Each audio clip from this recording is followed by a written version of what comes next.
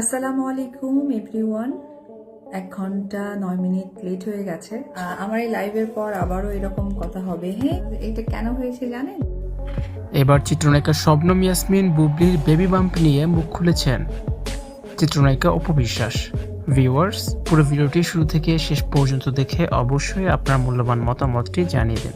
সম্প্রতি সোশ্যাল মিডিয়ায় চিত্রনায়িকা শবনম বুবলির বেশ কিছু ছবি ও ভিডিও ভাইরাল হয়েছে, যেখানে কিনা বুবলির উঁচু পেট দেখে নেটিজেনেরা নানান রকমের মন্তব্য শুরু করেছেন।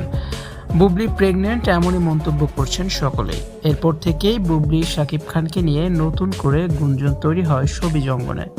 যদিও আমেরিকা থেকে আসার পরই বুবলি বেশ সন্দেহজনক আচরণ করছেন, সিনেমায় সাইন করছেন না, এমনকি চুক্তিবদ্ধ হওয়া সিনেমা থেকেও সরে দাঁড়াচ্ছে।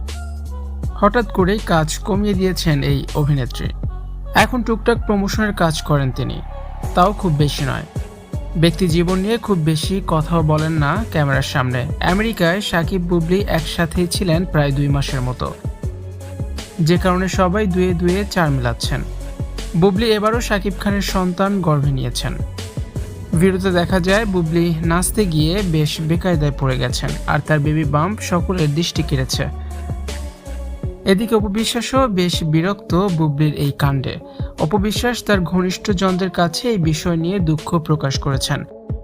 শাকিব খানকে জোর করে প্রথম সন্তান গর্ভে নিয়েছিলেন শবনম বুবলি। এবারও শাকিব খানের সাথে চক্রান্ত করে আবারও মা হতে যাচ্ছে বুবলি। এটা সত্যি হলে অপু বিশ্বাসের পায়ের তলায় মাটিই থাকবে না। তাই দুশ্চিন্তায় দিন কাটছে অপু বিশ্বাসের। এই দুশ্চিন্তা যেন অপু বিশ্বাসের রাতের ঘুম কেড়ে নিয়েছে।